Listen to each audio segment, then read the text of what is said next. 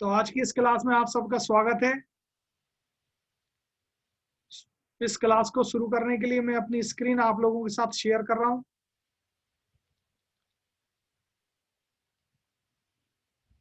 Okay, तो ये screen है अपनी।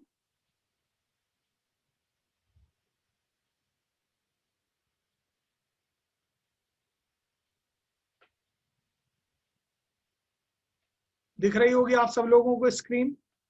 पिछली क्लास में हमने मेंडल के बारे में, उसके जीवन परिचय के बारे में पढ़ लिया था। इस क्लास में हम मेंडल की सफलता के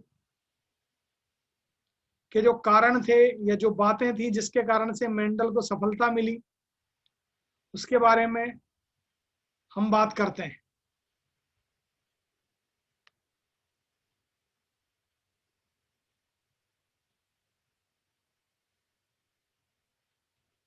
आपकी स्क्रीन पर है कि मेंडल, और ये आप सब लोगों की जानकारी के लिए बता दूं कि ये जो हमारी यूनिट है, दूसरी यूनिट, इसकी कुल मार्किंग 18 नंबर की है। यानी 18 नंबर के प्रश्न इस यूनिट से आएंगे। और आपकी जानकारी के लिए ये भी बता दूं कि जितनी भी यूनिट है, हमारी 5 यूनिट है क्लास 12th में, उन सारी यूनिटों में सबसे ज्यादा नंबर की ये यूनिट है। और इसमें जो बातें हैं वे एक दूसरे से रिलेटेड हैं। अगर हम एक बार बहुत अच्छे से इसको समझ लें तो मुझे नहीं लगता कि आपको कोई प्रॉब्लम होगी। पहली यूनिट जो प्रजनन से संबंधित थी, पुष्पीय पौधों में प्रजनन और मनुष्य में प्रजनन की, वो यूनिट 14 नंबर की थी। पहली यूनिट जो थी हमारी वो 14 नंबर की थी। ये हमारी दूसरी यूनिट है और ये 18 नंबर की। इसके बाद जो तीसरी यूनिट है वो बायोलॉजी एंड ह्यूमन वेलफेयर वाली, वो 14 नंबर की। टेक्नोलॉजी एंड इट्स एप्लीकेशन, जैव तकनीकी वाली जो यूनिट है वो 10 नंबर की है।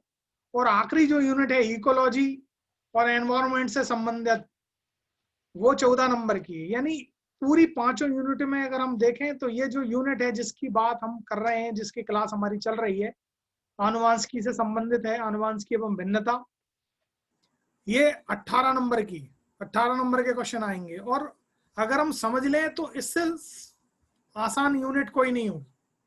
बहुत समझ लें, बहुत समझ करके यदि हम ठीक ढंग से इसको देख लें तो आंसर लिखना बहुत आसान है। ठीक है, बात को आगे बढ़ाते हैं, क्लास को आगे चलाते हैं। तो देखिए, मेंडल की सफलता के कारण, तो पहला जो कारण था वो था कार्य करने की विधि। उन्होंने जिस तरीके से काम किया, बिल्कुल सिस्टमेटिक, वो उनकी सफलता का एक कारण था। यानी उन्होंने जितने भी प्रयोग किए, उन प्रयोगों और परीक्षणों का सभी रिकॉर्ड उन्होंने संभाल के रखा। शुरू से लेकर आखिरी तक उन्होंने जो भी काम किया, उन सब का रिकॉर्ड उन्होंने संभाल कर रखा। दूसरा कि उन्होंने अनेक पीढ़ियों के लिए सेल्फ क्रॉसिंग तथा प्रयोजनी का परीक्षण टेस्ट किया। अभी हम आगे पढ़ेंगे कि किस तरह से टेस्ट क्रॉस होता है। यानी फिनोटाइप में समान दिखने वाले जो पौधे होते हैं, उनकी जीनोटाइप भी होमोजाइगस है कि हेटेरोजाइगस है, सम युग्मजी है कि विषम युग्मजी है, इसका टेस्ट करने के लिए उन्होंने सेल्फ क्रॉसिंग तो होने ही दिया, पौधों के बीच में अपने आप क्रॉसिंग होने दिया, लेकिन उन्होंने टेस्ट क्रॉस भी किया।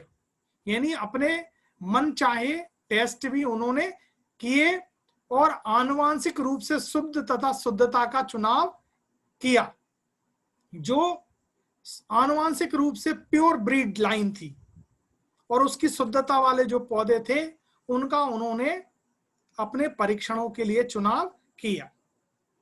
अगला जो कारण था जिसके कारण से मेंडल को सफलता मिली, वो कारण था मटेरियल का चुनाव। हम सब जानते हैं कि मेंडल ने अपने प्रयोगों के लिए गार्डन पी, मीठी मटर का चुनाव किया। इस संबंध में बहुत बात हम पहले भी कर चुके हैं कि मेंडल ने मीठी मटर का चुनाव क्यों किया, लेकिन फिर भी चूंकि यहां पर आया है तो हम बताएं कि सबसे पहला कारण था कि ये 1 वर्षीय होती है। 1 वर्षीय मतलब पूरा 1 साल नहीं लगता है इसके एक जीवन चक्र के लिए। 1 वर्षीय मतलब 1 वर्ष के अंदर अंदर इसका पूरा जीवन चक्र कंप्लीट हो जाता है, और यदि व्यक्ति चाहे तो 1 साल के बीच में अनेक पीढ़ियों का अध्ययन कर सकता है। यानी इसका जो जीवन चक्र है बहुत कम समय का होता है, और जिसके कारण से अनेक जो पीढ़ियां होती हैं उनका अध्ययन किया जा सकता है। दूसरा कि मटर का जो पौधा लिया उन्होंने वो द्विलिंगी था, यानी एक ही पौधे के पुष्प में नर और मादा दोनों भाग थे। दूसरा कि उसमें सेल्फ पॉलिनेशन दोनों भाग पाए जा रहे हैं, तो उसी एक ही पौधे में लगने वाला जो पुष्प है, यानी एक ही पुष्प का नर भाग उसी के मादा भाग को परागित कर सकता था। ठीक, तो इसीलिए उसमें क्या था, स्वपरागित या स्वनिषेचन होता था। पौधे होमोजाइगस थे। होमोजाइगस हेटेरोजाइगस को हम समझ चुके हैं। होमोजाइगस मतलब जब उनमें पाए जाने वाली जो जीन्स या क्रोमोसोम्स होते हैं वे समान प्रकार के होते हैं, जीन्स जो होती हैं वो समान प्रकार की होती हैं, तो होमोजाइगस होते हैं। ठीक, इसके अलावा कि ये जो कारण है होमोजाइगस, इसके कारण से क्या होता है कि अनेक पीढ़ियों के लिए शुद्ध प्योर लाइन आसानी से प्राप्त हो जाती है और क्रॉस आसानी से क्रॉस करते हैं। इसके अलावा चूंकि एक ही जो पुष्प है उसमें नर और मादा दोनों अंग पाए जा रहे हैं, तो हम अगर चाहें तो एमैस्कुलेशन और बैगिंग के द्वारा क्या कर सकते हैं, नर भाग को हटा सकते हैं और इच्छित पौधे के साथ जो दूसरा इच्छित पौधे के द्वारा या उसके पुष्प के द्वारा हम इसको क्या कर सकते हैं, क्रॉस करा सकते हैं। ठीक है, यानी कि हम चाहें तो सेल्फ पॉलिनेशन को आर्टिफिशियल पॉलिनेशन में, परागण में, या जिसे हम कहें कि अपनी इच्छित जो हम चाह रहे हैं उसके द्वारा उसमें हम फर्टिलाइजेशन की क्रिया करा सकते हैं। यानी किसी एक पौधे की वर्तयाग्र पर हम चाहें तो दूसरे पौधे के जो पुष्प हैं उसके पराग कणों को पहुंचा करके आर्टिफिशियल पॉलिनेशन पर परागण की प्रक्रिया करा सकते हैं। साथ ही साथ कि जो मटर का पौधा था जिसका चुनाव मेंडल ने किया, उसमें कुल 7 जोड़ी जो लक्षण थे उनको मेंडल ने उनका चुनाव किया था अपने प्रयोगों के लिए, और ये जो 7 जोड़ी लक्षण थे ये उसके अलग अलग क्रोमोसोम्स पर भी मौजूद थे, लेकिन कुल मिलाकर के 4 जोड़ों पर, ये सातों कैरेक्टर कितने जोड़ों पर मौजूद थे, 7 जोड़ों पर मौजूद थे। ठीक, और मेंडल ने जिन 7 लक्षणों का चुनाव किया उसकी बात हम पहले भी कर चुके हैं कि जो 7 लक्षण थे वो था तने की लंबाई, पुष्प की स्थिति, बीज का आकार, बीज का कलर, ठीक, और बीज पत्र का कलर, सीड कोट कलर। ये 7 लक्षण जो थे वो मेंडल ने लिए, और इन 7 लक्षणों के विभेदी लक्षण, विप्रेसी लक्षण, जैसे कि तने की लंबाई तो टॉल और ड्राफ यानी लंबा पौधा और बौना पौधा, फ्लावर की पोजीशन एक्साइल और टर्मिनल। एक्साइल मतलब कि पौधा जो है वो उसकी जो एक्सिस है वो लगातार बढ़ रही है और उस पर पौधे में जो पुष्प है वो लगते जा रहे हैं। लेकिन टर्मिनल स्थिति वो होती है जिसमें पुष्प के बनने के कारण से पौधे की जो लंबाई होती है या जो शाखा की जो लंबाई होती है वो रुक जाती है और नीचे की ओर पुष्प लगने शुरू रहते हैं। ऊपर पुराने पुष्प होते हैं, नीचे नए पुष्प होते हैं। और एक्साइल में क्या होता है कि नीचे की साइड में पुराने पुष्प होते हैं और ऊपर की साइड नए पुष्प लगते जाते हैं। और टर्मिनल में ऊपर पुराने पुष्प होते हैं, नीचे की ओर नए पुष्प लगते हैं। ठीक, फिर ये पॉड शेप है, इसके 2 कैरेक्टर हैं। तो इस तरह से मेंडल ने कुल मिलाकर के 7 लक्षणों और 14 विप्रेसी लक्षणों का चुनाव किया।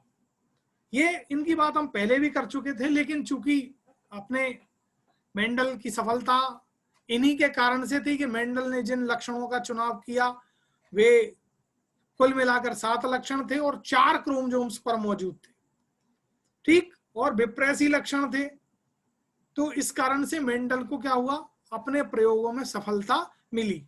अब मेंडल के प्रयोगों की बात करें, चैट में लिखा है,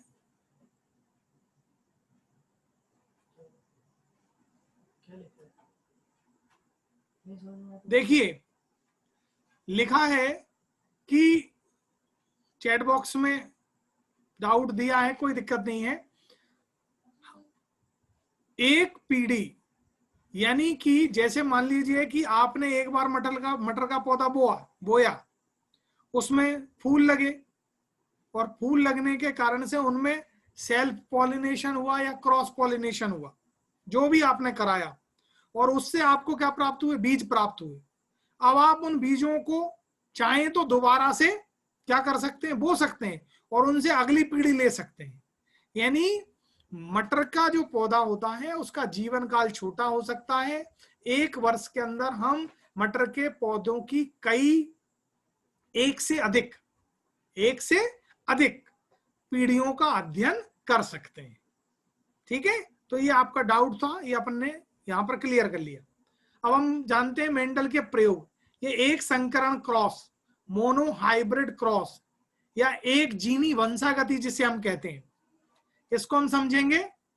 एक जीनी वंशागति का मतलब बहुत, जैसा कि यहां पर लिखा हुआ एक संकर क्रॉस या एक जीनी वंशागति, इसका तात्पर्य है कि मेंडल ने क्या किया, एक बार में एक लक्षण को लेकर के क्रॉस कराया। ठीक, क्या किया, एक लक्षण को लेकर के एक प्रयोग में उन्होंने केवल एक ही लक्षण लिया, उसके बीच में क्रॉस करा करके उस लक्षण के आधार पर क्रॉस कराया और उससे जो परिणाम प्राप्त हुए उसको हम कहते हैं एक संकर क्रॉस। यानी जब संकरण कराया मेंडल ने मीठी मटर के साथ, तो उसने किसका अध्ययन किया, एक लक्षण का। यानी यहां पर देखिए, आप सामने आपकी स्क्रीन पर है, ये मटर के एक लक्षण यानी पौधे की लंबाई। अब पौधे की लंबाई 2 प्रकार की हो सकती है, इस संबंध में हम बात कर चुके हैं, लंबा पौधा और बोना पौधा। यानी पौधे की लंबाई अधिक है तो लंबा पौधा, और पौधे की लंबाई कम है तो बोना पौधा। ठीक है, अब इनके बीच में क्रॉस कराया उसने, यानी केवल एक लक्षण लिया, पौधे की लंबाई, इनके बीच में क्रॉस कराया। इसकी जो जीन्स थी होमोजाइगस, इसकी भी जो जीन्स हैं वो कैसी है, होमोजाइगस स्थिति है। तो इनके बीच, इनके जब गैमेट्स बने तो होमोजाइगस में ये टी था, तो एक जो जोड़े का क्रोमोसोम्स होता है वो अलग हो जाता है। चूंकि दोनों एक जैसे हैं इसलिए परिणाम प्राप्त एक जैसे होंगे। तो यहां पर क्या होगा, ये टी दोनों मिलकर के क्या बनाएंगे, टी। ये जो F1 जनरेशन हमको प्राप्त होगी वो कैसी होगी, उसमें सारे पौधे प्राप्त होने वाले कैसे होंगे, लंबे होंगे। ये इनका फिनोटाइप होगा, यानी ऊपर से जो पौधे दिखाई देंगे वे लंबे होंगे। लेकिन जब इनका जीनोटाइप देखा जाता है, इसमें पाई जाने वाली जीन्स देखी जाती हैं, तो वे कैसी होंगी, हेट्रोजाइगस होंगी, यानी हाइब्रिड पौधा होगा, इसमें दोनों की जीन्स पाई जाती हैं। लेकिन क्या होता है कि ये जो लंबी वाली जीन्स है ये बोने वाले जीन्स के प्रभाव को दबा देती है। इस कारण से पहली पीढ़ी में हमको क्या प्राप्त होते हैं, केवल लंबे पौधे प्राप्त होते हैं, लेकिन वे कैसे होते हैं, हाइब्रिड होते हैं, संकरित होते हैं, क्योंकि हेट्रोजाइगस स्थिति में होते हैं। अब ये जो F1 जनरेशन है जो कि कैसी है, हाइब्रिड है, दोनों की जीन्स पाई जा रही है, इसमें हम क्या होने देते हैं, सेल्फ पॉलिनेशन होने देते हैं। क्या होने देते हैं, सेल्फ पॉलिनेशन।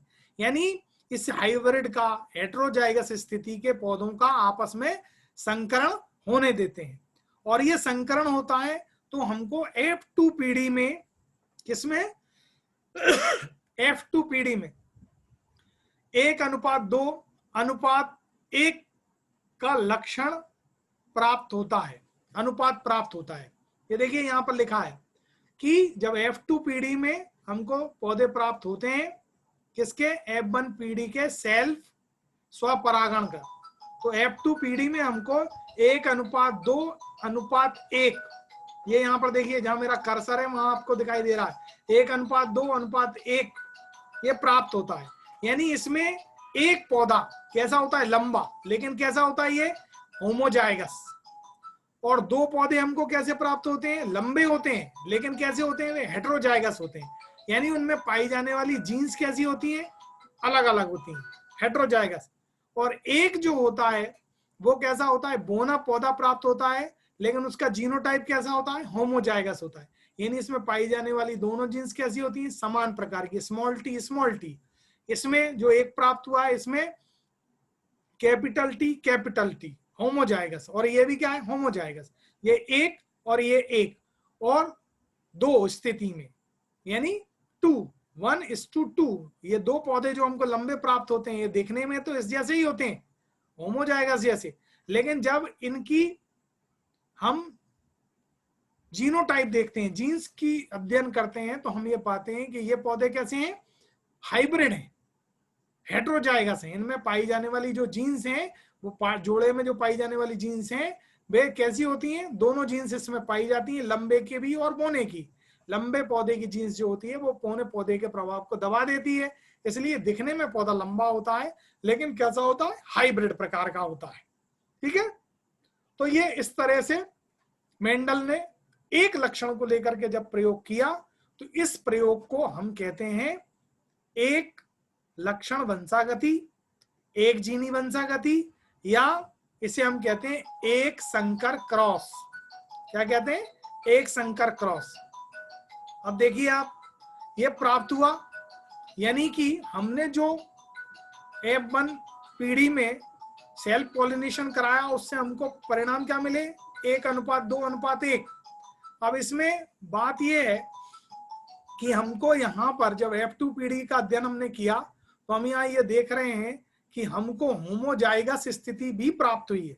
यानी जो प्योर पौधे थे जिनका उपयोग हमने पैतृक पीढ़ी के रूप में किया था, उनके जैसे पौधे तो प्राप्त होते ही होते हैं, लेकिन साथ में हमें कुछ नए कॉम्बिनेशन भी यहाँ पर प्राप्त होते हैं। 50% जो पौधे प्राप्त होते हैं वे कैसे होते हैं, हेटेरोजाइगस होते हैं। कैसे होते हैं, हेटेरोजाइगस, यानी कि नए संयोजन में प्राप्त होते हैं। अब ये देखिए मेंडल ने क्या व्याख्या की है।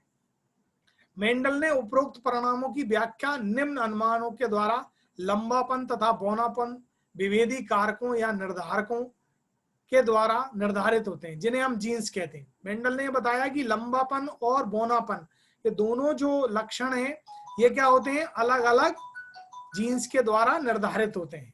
एक लंबा पौधा है तो उसमें लंबेपन की जीन्स पाई जाती है, बौना पौधा है तो उसमें बौनेपन की जीन्स पाई जाती है।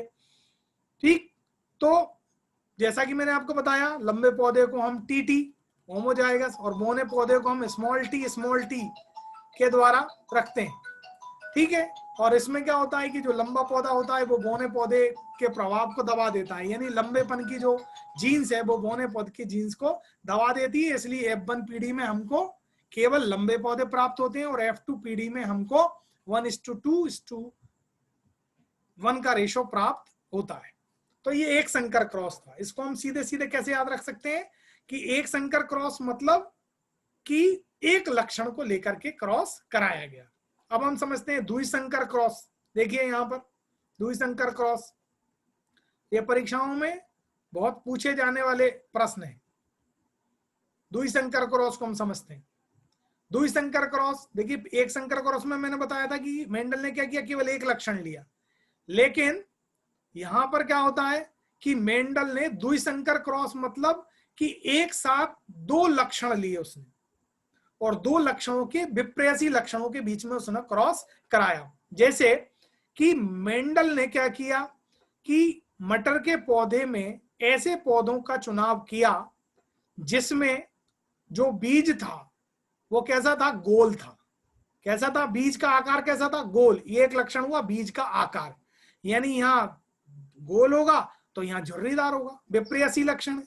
और दूसरा, इस गोल के साथ ये जो पौधा था जिसमें गोल बीज लगे थे, लेकिन उन बीजों का रंग कैसा था? पीला, येलो। यानी दो लक्षण लिए, एक बीज का आकार और एक बीज का रंग, दो लक्षण लिए।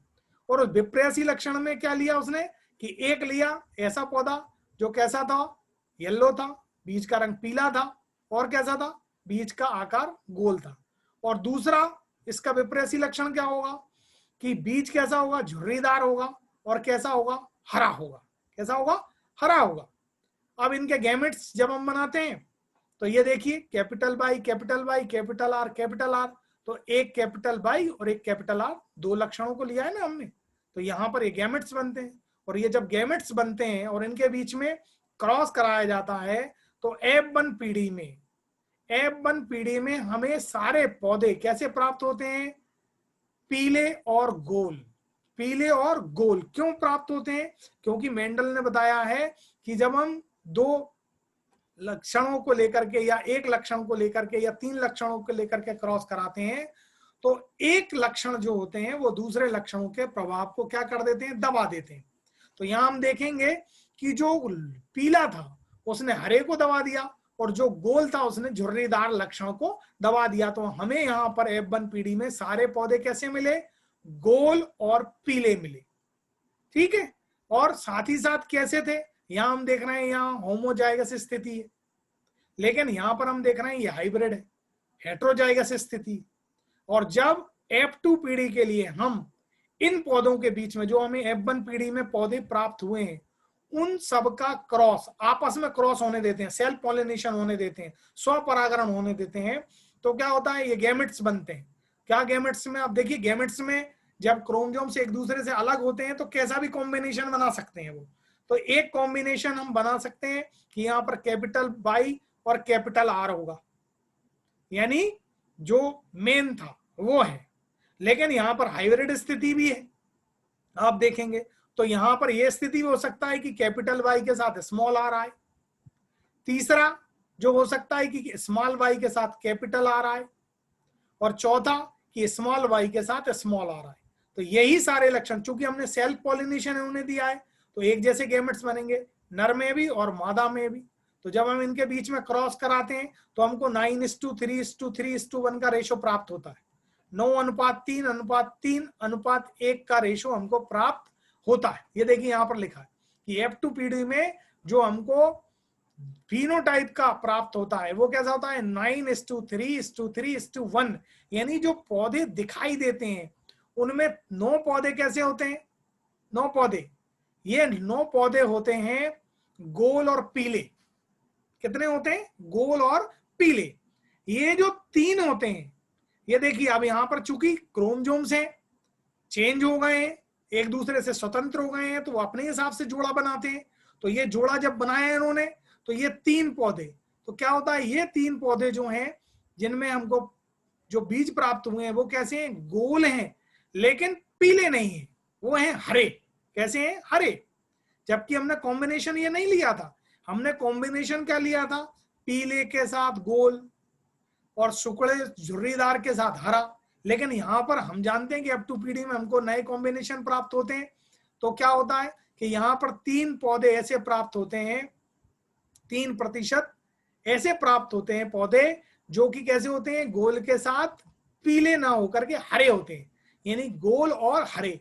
ये 3 जो होते हैं ये झुर्रीदार और पीले होते हैं, जबकि हमने झुर्रीदार के साथ क्या लिया था? हरा। लेकिन यहां पर नया कॉम्बिनेशन बनता है, क्या बनता है कि ये झुर्रीदार होता है लेकिन कैसा होता है? पीला होता है। और ये एक जो होता है वो कैसा होता है? ये एक जो होता है ये झुर्रीदार और हरा होता है।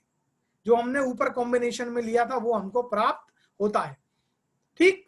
तो इस तरह से हमको यहाँ पर 9:3:3:1 का रेशो प्राप्त होता है। ये देखिए यहाँ पर जिस तरह से हमने क्रॉस कराया कि जब हमने ये कैपिटल वाई कैपिटल आर का क्रॉस कराया तो ये होमोजाइगस स्थिति में हमको प्राप्त हुआ। लेकिन ये होमोजाइगस है, लेकिन देखने में पौधा कैसा है कि पौधे में जो बीज लगा है वो गोल है और पीला है। इस तरह से यहाँ पर हमको प्राप्त होते हैं। तो ये जो फिनोटाइप है, जो ऊपर से पौधे दिखाई दे रहे हैं हमको, वो कैसा है? 9:3:3:1 का रेशो प्राप्त होता है। लेकिन जब हम जीनोटाइप की बात करते हैं तो वो कैसा होता है, हमको अलग अलग प्राप्त होता है। 1:2:4:1:1:2:1 का रेशो प्राप्त होता है। यानी उनका जीनोटाइप कैसा होगा, अलग अलग होगा। कुछ पौधे जो हैं वो कैसे होंगे, होमोजाइगस होंगे, हेटेरोजाइगस होंगे, ठीक, लेकिन उनमें जीनोटाइप कैसा होगा, अलग अलग होगा। यानी किसी के साथ कैपिटल वाई के साथ स्मॉल आर आएगा तो किसी में स्मॉल आर के साथ कैपिटल वाई आएगा। या कुछ पौधे ऐसे होंगे जिनमें एक कैपिटल वाई है, एक कैपिटल आर है, एक कैपिटल फिर स्मॉल आर, फिर एक स्मॉल आर है, एक स्मॉल वाई है। इस तरह से यहाँ पर सारे जीन्स हमको दिखाई देते हैं। यहाँ आप देख भी रहे होंगे, आपकी स्क्रीन पर है कि किस तरह से यहाँ पर हमको प्राप्त होते हैं। यानी फिनोटाइप का जो रेशो होता है वो अलग होता है, ऊपर से पौधे दिखाई देने वाला, और उनके अंदर जो जीन्स पाई जाती है। क्यों? क्योंकि हम जानते हैं, क्योंकि जब ये अनुवांशिकी को जब हम पढ़ते हैं तो मेंडल ने बताया कि कुछ लक्षण ऐसे होते हैं जो दूसरे लक्षण के प्रभाव को क्या कर देते हैं, दबा देते हैं। उसकी जीन्स मौजूद होती हैं लेकिन वे अपना प्रभाव नहीं दिखा पाती हैं। क्यों? क्योंकि प्रभावी लक्षण क्या करते हैं, दूसरे को अप्रभावी कर देते हैं, और इसी को हम मेंडल के प्रभाविता का नियम कहते हैं। ठीक, तो ये यहाँ पर इस तरह से जब हम द्विसंकर क्रॉस करते हैं, यानी एक साथ हम दो लक्षण लेते हैं और 4 विप्रेयसी लक्षण लेते हैं, 2 लक्षणों के 4 विप्रेयसी लक्षण। तो मेंडल ने यहाँ पर व्याख्या की। मेंडल ने अपने परिणामों की व्याख्या में यह माना कि गोल तथा पीला लक्षण झुर्रीदार तथा हरे लक्षण पर प्रभावी होता है। इसलिए F1 पीढ़ी में केवल एक ही लक्षण प्राप्त होता है हमको, पीला और गोल, क्योंकि वो दूसरे लक्षणों को क्या कर देते हैं, दबा देते हैं। लेकिन F2 पीढ़ी में क्या होता है कि ये जो साथ में रहने वाली जीन्स हैं ये क्या हो जाती है, अलग अलग हो जाती है, और अलग होने के कारण से इनके जो कॉम्बिनेशन बनते हैं वो भी कैसे होते हैं, अलग होते हैं। और उसके कारण से क्या होता है कि जो लक्षण बनते हैं वे कैसे होते हैं, अलग अलग प्रकार के होते हैं। ठीक, तो ये इन्होंने स्वतंत्र अपव्यूहन कर लिया, यानी ये स्वतंत्र अपव्यूहन का नियम यहां पर लागू होता है, ये मेंडल ने बताया। ठीक, अब हम आगे की ओर बढ़ते हैं। त्रिसंकर क्रॉस।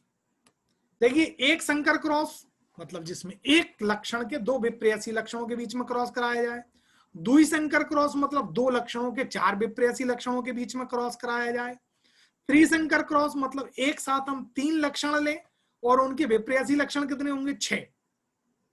तो जब एक लक्षण को लेकर के क्रॉस कराया जाता है तो एक संकर क्रॉस, 2 लक्षणों को लेकर के क्रॉस कराया जाता है तो द्विसंकर क्रॉस, और 3 लक्षणों को लेकर के जब क्रॉस कराया जाता है तो हम इसे त्रिसंकर क्रॉस या 3 जीनी वंशागति कहते हैं। एक संकर क्रॉस का एक और नाम क्या है, एक जीनी वंशागति।